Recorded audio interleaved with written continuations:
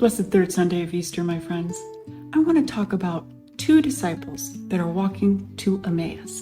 And they're moving away from Jerusalem, and their hearts are heavy. They're talking about everything that's happened. Jesus comes near them, walks with them, but they don't recognize him.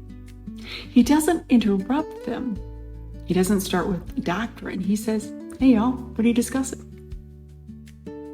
They pour out their grief, their confusion, their lost hope. They tell him about Jesus of Nazareth, a prophet mighty in deed and word. Now he was handed over to be condemned and crucified. We had hoped that he was the one to redeem Israel, they say. That line still lands hard today. Many of us have had hopes that looked a lot like redemption. A job secured, our health restored, relationships healed. A system that's been set right. And then life said, not yet. Or maybe not this way. Jesus doesn't reject their grief. He walks into it. He doesn't just correct them. He uses scripture starting with Moses and all the prophets to show them that the Messiah was meant to suffer before entering his glory. When they get close to the village, he acts like he's just going to go on. But they urge him, stay with us. An invitation rooted in radical hospitality. And in that simple act of pulling someone into your space, they sat at the table. Jesus takes bread, blesses it, breaks it, and gives it to them. That's where their eyes are opened and they recognize him. Then he vanishes. Notice where the recognition happens.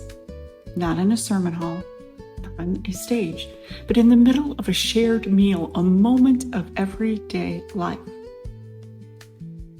That's where Emissaries of Renewal wants to live, in the everyday, where evangelism is not transactional, but relational.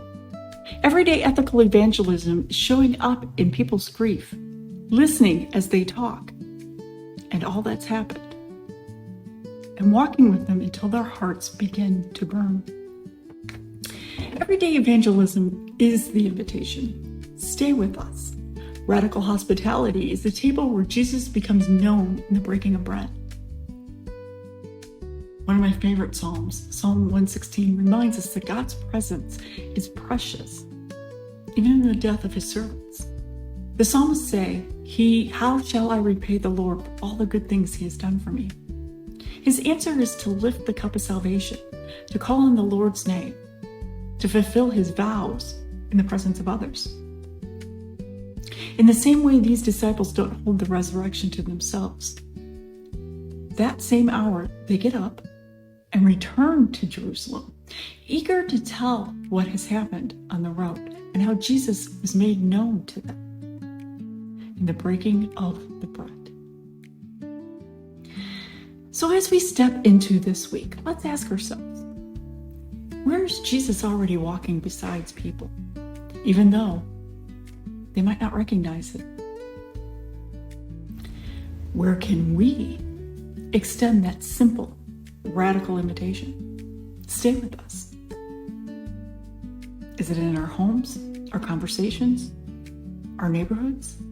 And how can we, in gratitude, lift the cup of salvation, not with a rushed pitch, but with a life that whispers, "Come see what the Lord has done for me." That's the excellent announcement, the good news we're called to share. Messiah has suffered, entered his glory, and is still walking beside us, ready to be known in all the ordinary moments of our lives.